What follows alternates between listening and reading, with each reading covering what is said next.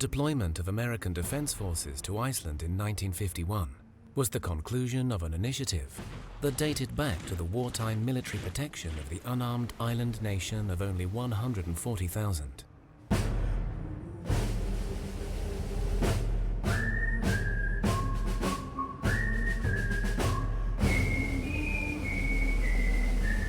In the deteriorating post-war East-West relations, the Icelanders found themselves strategically located for the defense of the United States and the countries of Western Europe. The United States placed great emphasis on the importance of the island in the forming of the North Atlantic Treaty Alliance in 1949. The Icelandic government complied, but with an informal statement that there would be no foreign military forces or bases in peacetime. We will now proceed to the signing of the North Atlantic Treaty. It is noteworthy that the only public protest demonstrations in the Allied countries occurred in Iceland. The protests were the largest in the history of the recently independent country. The attack by North Korean military forces on South Korea in the summer of 1950 increased war concerns, and the countries of Western Europe prepared for an invasion by the communist Soviet Union. Secret talks between the United States and Iceland in the winter of 1951 led to an agreement that the US would, on behalf of NATO, assume the defense of the country. The agreement authorized a temporary return of military forces, but Iceland's contribution would be to provide access and operating areas. The Iceland-United States Bilateral Defense Agreement was signed in Reykjavik on May 5, 1951, without formal consent of the National Assembly.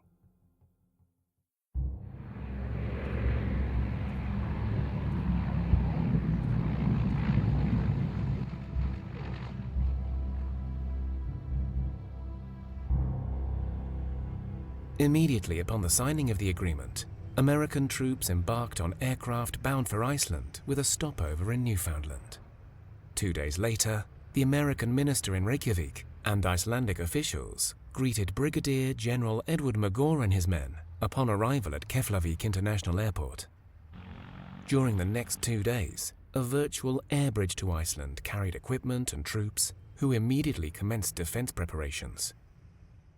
Það þurfti líka að innræta okkur að hervarnir væru brýn nauðsyn og af þeim sökum meðal annars var öllum opinberum aðilum uppálagt að nota ekki annað orð en varnarlið, til dæmis í útvarpi. The unfolding events leaked out, and the 3 main newspapers that supported the Conservative coalition government issued special editions on the agreement and the arrival of forces. But the leftish opposition paper declared the act treasonous. Auðvitað aðalmálið í kaflastríðinu hérna á Íslandi, það herinn og spurningin hann. Annars vegar menn sem segja að við þurfum að standa saman með Vesturvöldum gegn hinni austrænu ógn og vafasömum áformum íslenskra kommunista. Hins vegar segja vinstri menn og ýmsir fleiri vera hersins skerðing á okkar sjálfstæði. Menn óttuðust það líka að fyrr eða síðar þá myndi herinn verða notaður til að skipta sér af innanlandsmálum á Íslandi eins og svo oft hefði gerst til dæmis í Suður-Ameríku og víðar. The first units of the newly formed Joint Command, the Iceland Defence Force, belonged to a 1,200-strong reinforced battalion combat team of the Tennessee National Guard, federalized during the Korean War. Other members of the Iceland force often joked about their comrades' origin. Veteranskotar hillbillies from the south, they can read or write, sögðu þeir sko. Þetta makka hörðun til skrítið að herinn væri nú þannig uppbyggður að kynni hvort sig að lesa niður skrifa og hvernig þetta verður að bjarga okkur eftir. Keflavik International Airport was constructed and operated by the US military for transatlantic military aviation during the Second World War. After the war, all military forces were withdrawn, and Iceland took possession of the airfield. The US, however, retained the right to continue operations at Keflavik in support of military commitments in Europe and contracted an American company to operate the international airport. The operation was taken over again by the US Air Force in 1951. The agreed area for the defense operation consisted of 80 square kilometers around the international airport, the fuel depot at Hvalfjörð north of Reykjavik, and 3 small radar sites on the island's coast. An additional 155 square kilometers rural area was allotted for periodic training activities. Iceland could now be considered adequately defended against the communist threat. In the beginning, the force buildup was hampered by limited housing and support facilities at the airport. Most troops had to accept dilapidated World War II-era Quonset huts. Við var þarna þegar að herinn kom aftur. Þetta var samt afgirt svæði, sko. Þá vorum við að gera upp húsnæði fyrir þennan hóp. Þetta var nú húsnæði sem var ekki upp á margra fiska, fullt af helvítis kakkalökkum og svo leiðist út í þetta. During the next 6 months, the emphasis was on establishing temporary housing and service facilities so the remainder of the force could arrive. Concurrently, the development of a large-scale military construction program began. Þarna kom á mjög skömmum tíma það byrð 5.000 hermenn ásamt fjölskyldum þeirra, þannig að í allt voru það byrð 6.000 manns sem komu á vegum bandaríska hersins. Þetta var svona álíka mikill fjöldi og á öllum Suðurnesjum á þessum tíma. Þegar maður vann þannig frá þá, við vorum mikið betra að kaupi heldur en aðrir sem við þekktum, sem voru í verkefnisfélögunir í Keflavík og fleiri stöðum. Þá borguðu mikið betra að kaupi, sko. Þegar herinn kom, þá var ég bara krakki. Og svona fyrstu kynni mín af hermönnum var þegar það voru svona æfingar, þeir voru að keyra í gegnum Grindavík á skriðdrekum og svona pallbílum. Þá hljóp maður niður á götu. Þetta var rosa spennandi og gerði svona, hey Gemmi! Og þeir gáfu okkur appelsínur og tyggjó og eitthvað svona nammi sem var náttúrulega framandi. Það voru bara appelsínur á jólum á þessum tíma. Shortly after the arrival of the military, the government of Iceland authorized radio broadcasts by the American Forces network at the base. The station was soon dubbed the Yankee, or the Yankee Radio by the Icelanders, who could hear it in the entire national capital region. Vorum með nýjustu lögin og allt það, þannig að fengum við allt frá Bandaríkjunum beint. Þróunin var þannig að við vorum alltaf að senda út fyrir Íslendinga líka, sko. Útvarpið var mjög vinsælt.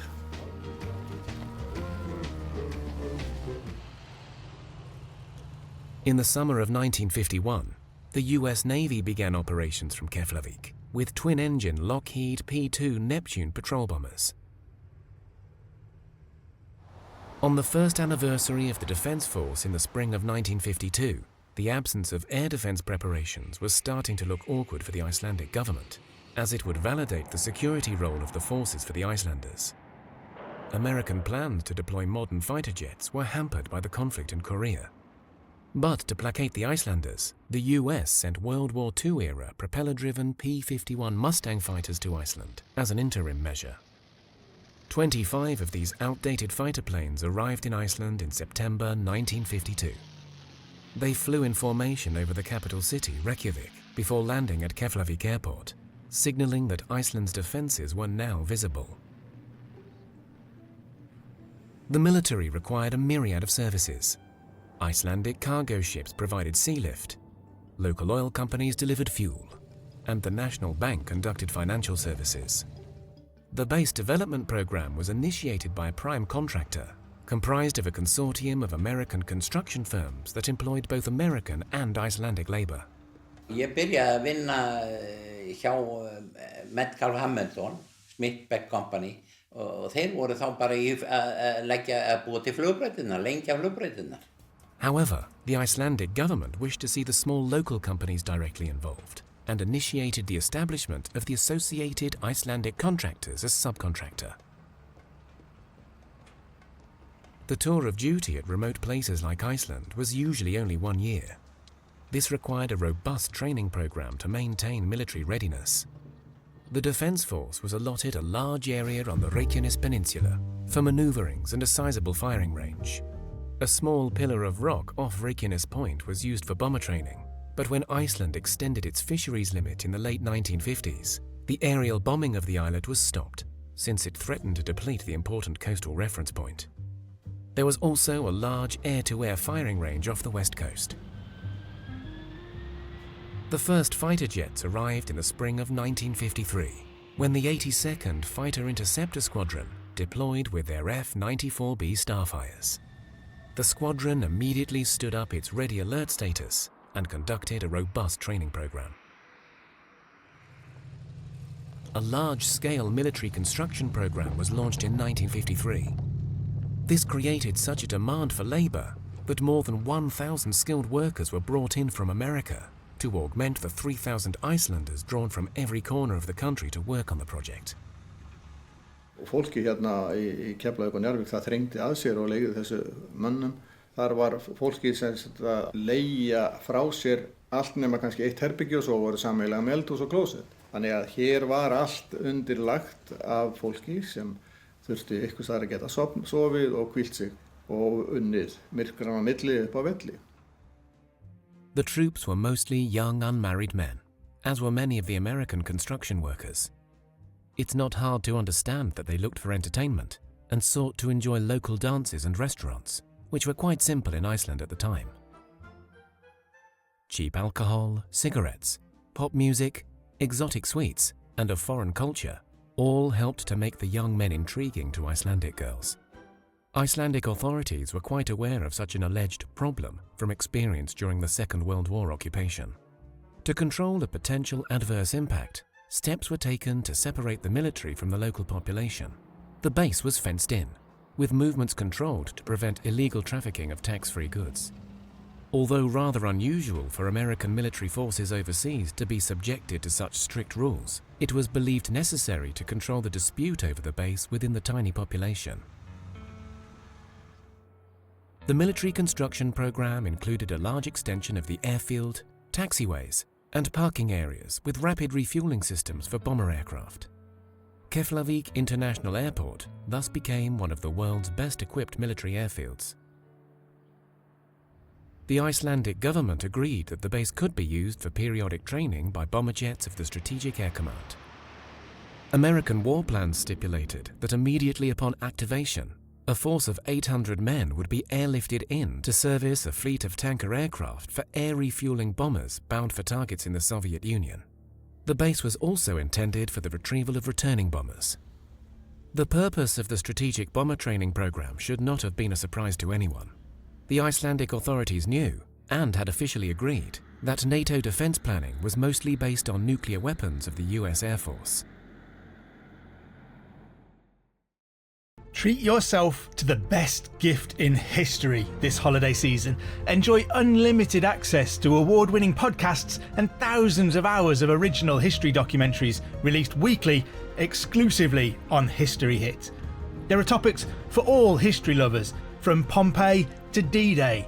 Sign up via the link in the description for an exclusive discount. Don't miss out on this incredible opportunity to explore the past like never before with History Hit. The first modern barracks buildings for the troops at Keflavik were completed in 1953. Each of the three-level concrete structures had 72 three-man rooms that later were used for 2 individuals. Skilled Icelandic labor in specific trades was in short supply. Það var nokkuð það að stjórnmálaflokkarnir sem voru við stjórn, Sjálfstæðisflokkur og Framsóknarflokkur, hlutuðust atvinnuna. Þannig að oft réðu flokkskírteini því hverjir fengju vinnu á vellinum. The US International Cooperation Administration sponsored a program to send several young men to the US for training in operation and maintenance of heavy equipment, work supervision and industrial safety. Það var 1954, þá fóru þarna margir hópar út til Ameríku. Við lentum þarna strax hjá Caterpillar, vorum þar í 5 vikur. Við vorum 9 saman og það var náttúrulega allt frítt og svoleiðis og höfðum $12 á dag líka í Smandal eins og það stendur. Við vorum settir inn á svona heimili hingað og þangað. Það var líka verið að kynna okkur svona amerískt heimilislíf og menningu og það var peningarlega séð, þá var þetta bara ágætt.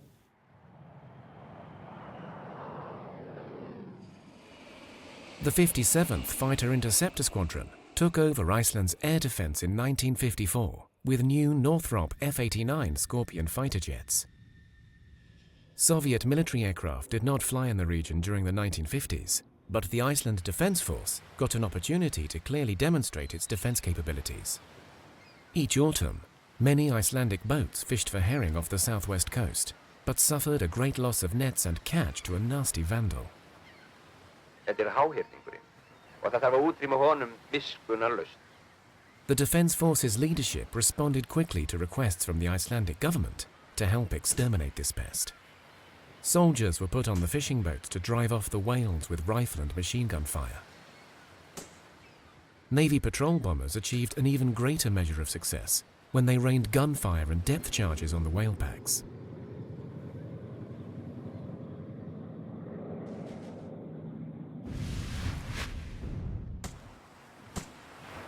The operation was repeated annually throughout the decade. The Icelandic government was an important catalyst in the tiny, capital-staffed economy, and national politics played a big part in any major enterprise. The base subcontractor, Associated Icelandic Contractors, was an open consortium of small companies that had political ties with the Independence Party, which dominated the political scene along with the Progressive Party. The Association of Cooperative Societies was a powerful business entity that enjoyed the political support of the other government party, the Progressives, and the leaders of the co-ops wished to see their affiliated companies included in military construction. In 1954, it was agreed that the base contractor consortium would give way to a new Icelandic company that would assume the work incrementally. A compromise was reached with a quarter of the new company, named Iceland Prime Contractors, owned by the government, with another quarter owned by the co-ops, and the remaining half belonged to the Association of Icelandic Contractors. Þetta fyrirkomulag var mjög umdeilt. Svona ríkisvarið engaleyfi til fáeinna útvaldra manna og félaga á áhættu litlum framkvæmdum til framtíðar væri mjög óeðlilegt og óhollt fyrir íslenskt viðskiptalíf. Það var 56 að þá hringdi ég mig í Senki bróður og sagði mér eftir að bæta ráðamannskap í slökkviliðið. Og ég sótt og boðaði þeir í viðtal og reyndar hittist nú svoleiðis á að Gauji frændi við vorum á sama tíma. Það kom sér vel fyrir mig því að ég skildi sáralítið í ensku. Kunni sáralítið, sko. En Gauji svaraði alltaf og ég svaraði alltaf eins, svoleiðis að það slapp alveg. Og ég man eftir því fyrstu vaktina þá lendi ég á brautavakt og gerðist flugslys. Þannig að það fórst flugvél í aðflugi og allt í tællur og við náttúrulega nýrritur og ég konungur maðurinn og ég gleymi því aldrei að það var svona girðing sem að vélinn hafði svona farið frá hjá. Og þar héngu inn í bljúarmenninum. Það var ekki fyrir eftir á sem að ég var sko, maður var bara fara veikur sko. Þetta sótti lengi á mann sko.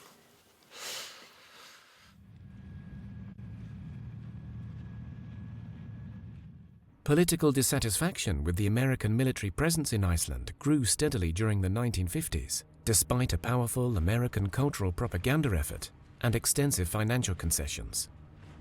Rapid inflation set in, partly because of the military construction, and unrest in the labor market culminated in massive strike actions. 1956 saw turmoil, with the formation of a new leftist coalition government of the Progressive, Social Democratic, and the newly formed People's Alliance parties. One of the first actions of the new government was to issue a parliamentary resolution that called for a review of the defense agreement with the aim of closing the military base. Á þessu tímabili þá stóð til bara að hætta við með herinn, þá komst vinstristjórn til valda og það var öllum sagt upp skur á velli. The intended base closure met fierce resistance from the US government and NATO, and the coalition parties were split on the issue. Political dissidence against the communist regime in several Eastern European states gained momentum in 1956. On November the 4th, the Soviet army moved into Hungary to suppress a public uprising. As a result, discussions held between the governments of Iceland and the United States concluded that the presence of military forces in Iceland was still required because of international developments. The air defense program for Iceland included the installation of 4 long-range surveillance radars on the periphery of the island. The construction of the first station, near Keflavik, started in 1952, and plans were initiated for 3 additional stations at extremely isolated sites. Site H3 was built between 1953 and 1955 at Stuxnes Point, near the town of Höpn in southeast Iceland. The radar was operational in 1956, but unlike the stations on the north coast, it stood at sea level, which limited its range. In addition, the jagged mountain ridge immediately to the north prevented any signals from going in that direction. Next in line was H2, located on Mount Heidafjall on the Langanes Peninsula in the northeast. Construction also started there in 1953, and the radar station was operational by 1957. The site for the 4th radar was chosen on top of Mount Strymnes, near the northernmost tip of the Westfjords. H4 was by far the most remote military site in Iceland, with no road connection or harbour facilities. Every bit of equipment and material was brought in by sea and landed on a beach at the old abandoned fishing village, Lautrar, in Adalvík Bay that served as base camp. Fyrst í stað voru þarna 2 stórir prammar sem allt efnið í húsin sem kom tilbúið steypt frá Hollandi og þessi stóru prammar þeir lestuðu 250 tonn og þetta var allt flutt í land á þeim, þarna var engin höfn sko. An 11-kilometre-long road was constructed up the mountain and out to the farthest point on the edge of a 400-metre-high cliff that overlooked the Arctic Circle.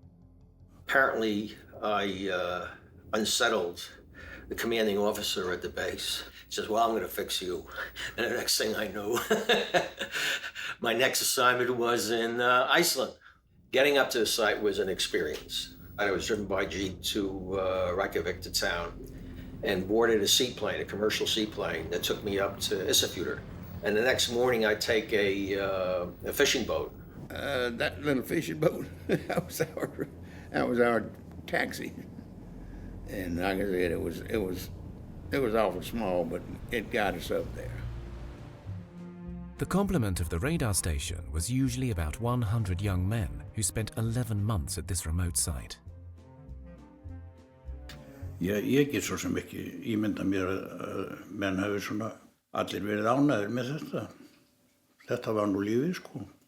Það til dæmis þegar báturinn var að koma með olíuna þá vorum við að fara, ég og Bendit, og róa bara fram í bátinn og með snærishangir. Og við vorum að binda band utan hverja tunnu og hífa þær svo í sjóinn, 15 tunnur í kippu og róa svo í land með band og draga kippuna upp í fjöru. Og báturinn var með 300 tunnur í ferð. Every time the oil would come in, most of the guys would go down and just help bring it in.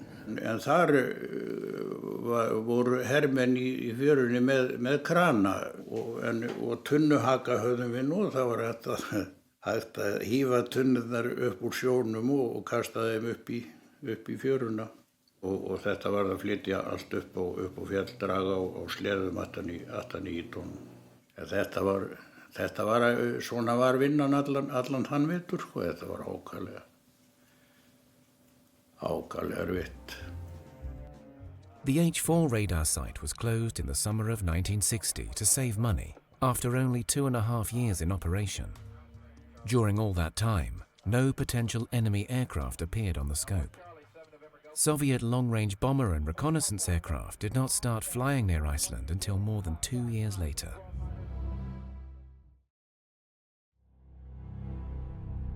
In 1960, the Keflavik base was omitted from plans that would have forward-staged strategic bombers there. The Air Force got a new type of long-range bomber jet, the B-52, which did not require forward bases, and soon, nuclear-tipped intercontinental ballistic missiles entered the scene. The cost of developing the new military technology was enormous, and the Air Force was forced to reduce spending and downsize in other programs. Consequently, the Air Force leadership did not see the logic in running a costly base in Iceland that it did not need. The army component of the Iceland Defence Force withdrew in 1959 to save money. Senior leadership did not agree to withdraw the Air Force as well, especially not the fighter squadron that presented the only visible defensive unit.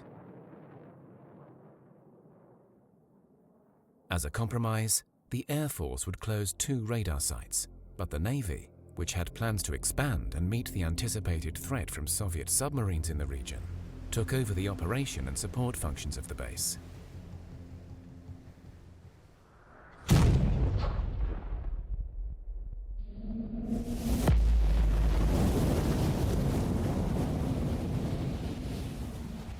Menn eru svolítið farnir að gleyma því í sambandi við kalda stríðið að sko hættan var ekki bara ímynduð, hún var raunveruleg og vopnin sem verið var að smíða voru ægileg. At first, the Americans were the only ones that possessed the new devastating power, but that changed as early as 1949, when the Soviets exploded their first nuclear bomb. Keflavíkurganga haldin sumarið 1960. Keflavíkurgöngunar í rauninni nýjasta Lundúna tískan á sínum tíma. Eftir velgengni þessara Keflavíkurgöngu þá ráðist í stofnun samtaka og samtök hernámsandstæðinga eru stofnuð á Þingvöllum. Þetta var það nú baráttuaðferðin á þessum árum að ef að menn ætluðu að gera almennilega samþykktir þá þurftu þær að fara fram á Þingvöllum, þessum helgasta stað þjóðarinnar. In 1961, the Navy assumed the operation of the Keflavik base, formerly dubbed US Naval Station Keflavik. At the same time, the Navy's Atlantic Barrier Line was moved to the Greenland-Iceland-UK gap, and a Navy Rear Admiral took charge of the Joint Iceland Defence Force. The East Navy EC-121s initially operated out of Newfoundland and then were moved forward to Iceland during the early 1960s and operated both as an early warning platform but also as a intelligence collection reconnaissance platform. In 1962, the 57th Fighter Interceptor Squadron received new jets, the F-102A Delta Dagger.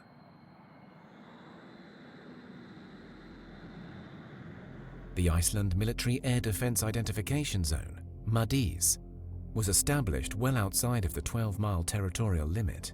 When an unidentified aircraft was detected, the fighter jets were launched to identify it visually and escort it through the zone.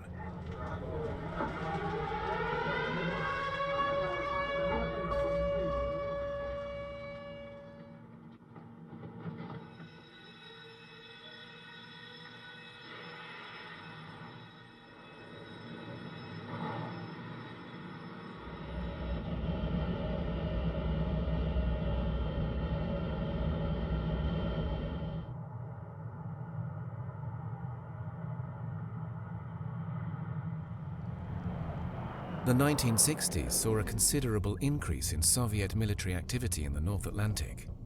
Shortly after the arrival of the new F-102A fighters in 1962, long-range Soviet military aircraft commenced unannounced flights near Iceland that were tracked and intercepted routinely by the Air Force at Keflavik. Most of the missiles they're firing from their submarines need mid-course guidance, and those long-range maritime patrol aircraft are essentially meant to pick up those missiles and direct them onto target. The Soviets don't have something with onboard navigation systems that can locate and strike targets, so they're essentially going to be firing missiles and hoping an airplane can then finish the job. In 1962, President John F. Kennedy ordered the establishment of a Committee on Equal Opportunity in the Armed Forces. The committee soon discovered that by Air Force regulation, no black military personnel were allowed to serve in Iceland. The policy was based on an informal arrangement with the Icelandic government in order not to aggravate local dissatisfaction with the foreign military presence in the country. It even appears that during the 1950s, black personnel were not allowed to leave the aircraft during stopovers at the airport.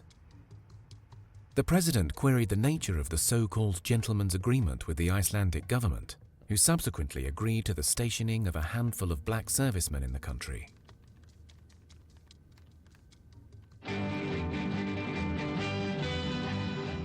The Defence Force was granted a license for TV broadcasting on the base in 1955.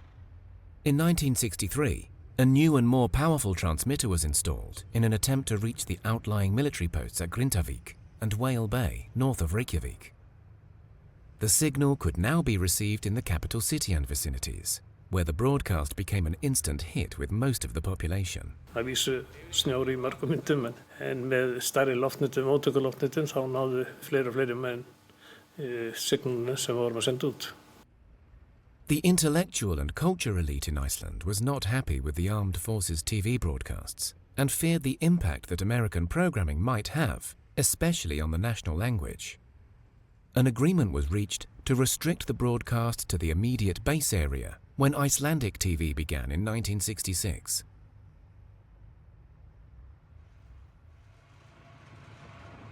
In the early 1960s, the US Navy installed the thermonuclear Polaris ballistic missile system aboard nuclear submarines. The range of the early missiles was very limited, and the technology required precise positioning to hit the desired targets. Nuclear submarines relied on a system of inertial navigation that required periodic updates by LORAN-C broadcasts and known features on the ocean floor. Icelandic authorities already approved the installation of a NATO LORAN-A navigation station and agreed to add a station for the more accurate and farther-reaching LORAN-C chain in the northeast Atlantic. It appeared that Icelandic government leaders were not informed of the actual purpose of the new positioning system, but accepted the public ruse of enhanced general navigation by the American government. When the Americans introduced the Polaris ballistic missile submarine, the Russians start to look at deep ocean anti-submarine warfare to try and counter that threat. So they're going further out to sea, they're taking helicopters, they're taking anti-submarine assets further and further out into the North Atlantic. The Soviet Navy soon mastered their own strategic nuclear submarine ballistic missile technology. The Northern Fleet is unique in that it has access to the wide oceans in the way that the other Russian fleets have not, whether it's the Baltic or the Black Sea or even the Mediterranean. And this is where they keep the ballistic missile submarines, which is the sort of, if you like, the key assets, strategic assets. So for the Russians, that's been an important area of the Soviet Union to protect in relation to the central strategic balance. Norway happens to be very close. Iceland happens to be situated in the North Atlantic, where these would break out into that. The flag of the Soviet Navy now flies over the oceans of the world. What is NATO's answer to that? I think it's interesting that Iceland ends up on the front line of a Cold War. But in order to put Iceland on the front line of the Cold War has to be presented in a particular way, that the Soviets are coming. That it's not the West hemming the Soviets in, it's the Soviets are coming and we need this forward position to defend ourselves from this very large threat. If you read all of the public literature of the 1960s and 70s, the Russians are coming, and they're coming at sea. Massive books, list after list of ships. We know that most Russian ships were not hugely efficient. They certainly didn't stack up unit to unit with the best Western competition, and they weren't coming. They were very frightened of us. And history tells us that Russia has been invaded by everybody, whereas the countries that were claiming the Russians were coming had not been invaded, and certainly not by the Russians. The strength of the Soviet Red Army was believed to be so great that the West would not stand a chance in a European land conflict. Therefore, it was vital to concentrate on other fronts. Nobody wanted to say this is where we're attacking the Soviet Union, so it was always presented in a rather different way. It might not have looked quite so good for the man on the omnibus in Reykjavik to be told that this was the forward attacking position for the West, rather than a defensive position in which their security was wrapped up in the security of the rest of the world. Because of the vast increases in Soviet naval power, the strategic situation of Iceland is very important. Was very important, is even more important now. The buildup of Soviet nuclear-powered missile-carrying submarines sailing past Iceland was very alarming, as they could threaten North America and other NATO allies. The range of Soviet submarine-launched nuclear ballistic missiles was relatively limited, so those submarines had to transit past Iceland through what was called the GI-UK gap, or the Greenland-Iceland-United Kingdom gap, in order to get within range of U.S. targets. So that provided a choke point where United States anti-submarine warfare aircraft and also ships operating in those waters had a better chance to detect Soviet submarines as they came south and therefore know where they were and know how much danger the United States was in at any particular time. So there are two things which are key. One of them is the SOSUS, Sound Location Under the Sea system, a chain of fixed listening posts which essentially pick up any traffic going in and out of the Greenland-Iceland-UK gap. The US Navy sound surveillance system in the Norwegian Sea, SOSUS, was operated in extreme secrecy and in close cooperation with Norway. The Norwegians debuted this technology off Andøya Island and later installed the American system at their base. In the mid-1960s, the US Navy placed listening arrays on the north slope of the Faroe Ridge and on underwater mountains in the Moens Ridge, east and north of Jan Mayen Island. The hydrophones listened for low-frequency sounds from submarines that travel long distances along the so-called deep water channel and were connected to shore for power and signal transmission by heavy submarine cables that terminated at the US naval facility at Keflavik. The second one is high-frequency direction finding, which is probably the single most important asset that the West had in the Second World War and remained hugely important. Every time you switch on your radio in a Soviet submarine, the West will hear you. The high-frequency direction finding station in Iceland was an invaluable element, providing a unique cross-bearing on targets in the North Atlantic and the Norwegian Sea. The operation was equally clandestine as that of the SOSUS system. It was based on large, circular, omnidirectional antenna arrays that scanned for signals and gave a quick bearing that was automatically correlated with other such stations around the Atlantic Ocean. Early model Soviet submarines were very noisy and were picked up by the underwater system shortly after rounding northern Norway. On a bad day, got out of the rack and about 1 o'clock in the morning, had 1 hour to get airborne, and off you'd go. Send one officer up to get the brief. The rest of us were getting the engine started and getting ready to go, and off we would go. Airborne submarine surveillance is based on small floating canisters, or buoys, with an underwater microphone and a floating transmitter that are dropped into the ocean in specific patterns. The aircraft crew can then locate, track, and destroy the submarine as required in wartime. Typically, the squadrons that had the newest equipment on board the P-3 were the ones that were sent to Iceland because that's where all the ASW activity was located. If you were an Iceland deployer, you had achieved the Holy Grail. You had been out there doing these things on a regular basis. So Iceland was the place where everyone in the P-3 community wanted to deploy because you got a great deal of experience. It was real world. These were not training targets. This was not a simulator. This was, actually finding a true potential enemy submarine out in the middle of a hostile environment. My luck was wintertime Iceland. Now, the good news about that is I developed, I would say, some pretty decent skills in flying in harsh weather. Bad news is we were flying in harsh weather. Eftir Keflavíkurgönguna 1965 þá búið að slakna verulega á í heimsmálunum. Þetta tímabilið þar sem svona kannski borgaraleg óhlýðni, beinni svona harðari aðgerðir fara að einkenna baráttuna heldur en verið hafði. Nú 69 þá tókum við sjónvarpsstöðina að við vorum svo illa að okkur í tæknimálum að við gátum ekki sent út. En okkur tókst samt sem áður að taka þessa áróðurstöð bandaríska hersins. Og þeir náðu því að sprauta svartri málningu á myndavélarnar sjálfar. Fyrir beint af linsonum sjálfum, að leyti var ekki neitt brotið eða neitt svoleiðis.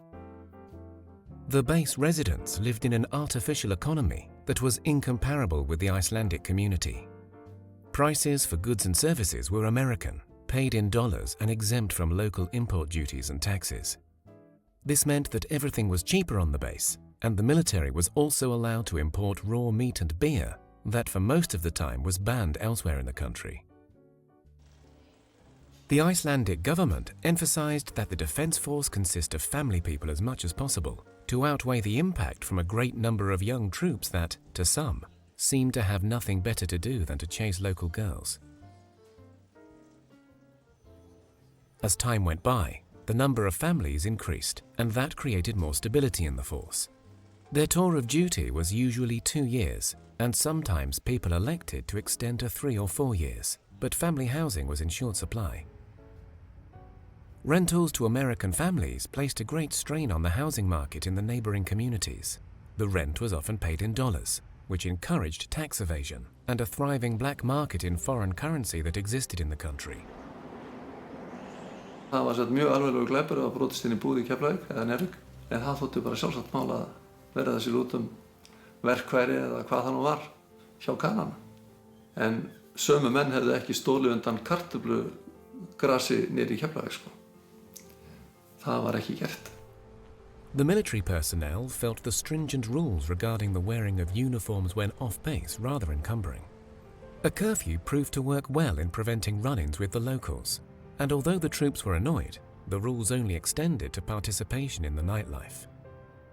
The curfew was enforced by military policemen who made their rounds each night at off-base clubs and bars, together with Icelandic police, to remove violators. Back in the early deployments, the requirements about what we could not take off base were fairly strict. I remember we had a long list of things. You could take the camera with one roll of film inside the camera and one additional roll of film. You could bring, 1 pack of cigarettes that was full and 1 open one, and absolutely no alcoholic beverages. If you were found, trying to smuggle alcohol off the base, typically you would get stopped by the Icelandic police going off the base, and if they found anything, you would typically be placed in custody, and it was a big, almost international incident. Needless to say, young people of the opposite sex were drawn to each other, and romantic relationships formed. Íslendingar hafa alltaf verið sumir í nöp við herinn og konur, stúlkur sem hafa unnið og slegið sér upp með konum. Þetta var alltaf litið svolítið hotnauga af mörgum en ekkert öllum. Ef stúlka var skotin í amerískum hermanni þá var það siðspilling, og ef unga fólki var að hlusta á tónlist þá var það siðspilling. En það var, minna fjallan, það var einhver siðspilling fólkin í öllum þeim viðskiptadílum sem voru í gangi þegar vinir ráðandi stjórnmálaflokka fengu einokun á einhverju viðskiptum við bandaríska herinn, og svo náttúrulega eins og á stríðsárunum að það hafði minnst áhyggjur af stelpunum sem voru fyrst bresku og svo amerísku hermönnunum, en það var minna að tala svartamarkaðsbraskið sem strákarnir stóðu í, og það var ekki ástand. Ég vann frá 16 ára aldri var ég að slá gras upp á flugvelli, og þá man ég eftir því að við keyptum dollara af leigubílstjórum. Leigubílstjórar áttu alltaf dollara, þeir voru bara bankinn. Og síðan biðum bara fyrir utan PX-ið, og þegar við sáum einhvern álitlegan hermann, yfirleitt einhvern svona óbreyttan, það var nú auðveldast að eiga við þá báðum við að kaupa plötu eða gallabuxur eða eitthvað slíkt. Svo var kúnstinn að reyna að koma þessi niður eftir á þess að lögreglan tæki eftir því, vera þá í 2 gallabuxum eða stinga inn á sig einhverju. The base fire department was responsible for both structural fire safety and airfield fire and rescue service. When the base was operated by the Air Force, the department was staffed by trained firemen. Þeir voru það bara slökkviliðsmenn atvinnu alveg, sko. This changed when the Navy replaced the Air Force. Sjóhermennir sem voru valdir í slökkviliðið, það voru ekki reyndir slökkviliðsmenn. Þeir voru bara stungið í slökkviliðið og tjent það sem þurfti að læra þar, svona það árið sem þeir voru í slökkviliðið. When Svein Eriksson was appointed fire chief in the Navy Fire Department in 1963, he was both the first Icelandic fire chief at Keflavik Airport and the first foreign national to be appointed fire chief in US military service. Fyrir Bandaríkjamenn að treysta einhverjum útlending fyrir fjölskyldunum sínum, það var svolítið mikið spursmál og heilmikil vafi hjá mörgum Bandaríkjamennum að var út í þetta. The American civilians and sailors were phased out of the fire department, and Chief Eriksson and his local crew were given added responsibilities. Þeir voru búin að reka sig á það þýddi ekkert að vera að kenna hermönnunum á tækin. að þeir eyðilögðu meira tækjunum en það var eiginlega næstu lokaðu völlurinn á vetrarnastundum. Fyrstu árin þá fengum við pick-upa bara með hérna segli yfir. Svo vorum við á kústólnum og og það seglið var komið alveg svona, maður var svona keyrandi svona sko með segli og svo var berjandi til þess að fá snjóinn ofan á segli. Mér fannst kaninn alltaf voða nískur á öll tækið hann. Þetta var gamalt rass sem við vorum að flytja og láta okkur laga og gera við.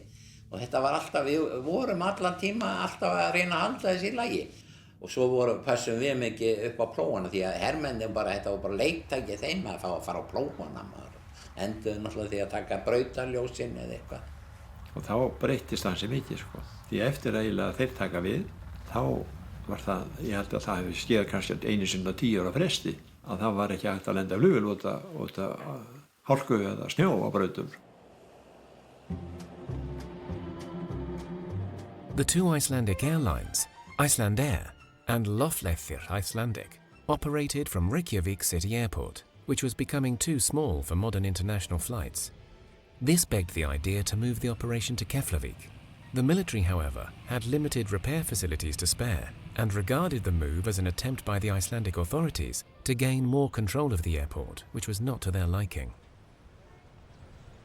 Loftleiðir Icelandic stood outside the International Air Transport Association and was a pioneer in low airfares on transatlantic routes with stopovers in Iceland. The operation was founded on a stipulation in the original Iceland-United States Air Transport Agreement that allowed continued transportation beyond the destination in either country. The company acquired a considerable part of the business, and American and European airlines repeatedly complained to the American aviation authorities. The US Civil Aeronautics Board noted the special status of the company, but was always advised by the State Department not to act because of the delicate military rights that were at stake in Iceland.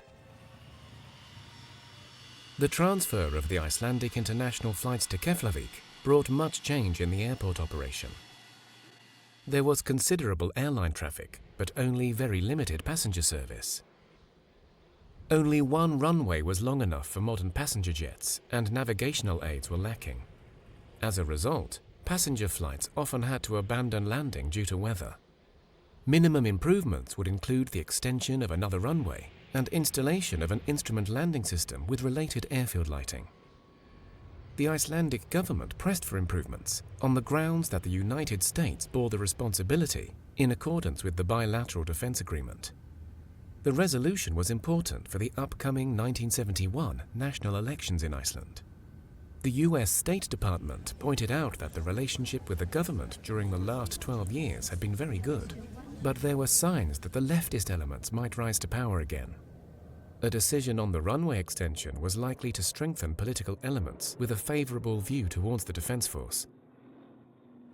The US Congress complied and agreed to provide funding for airfield improvements.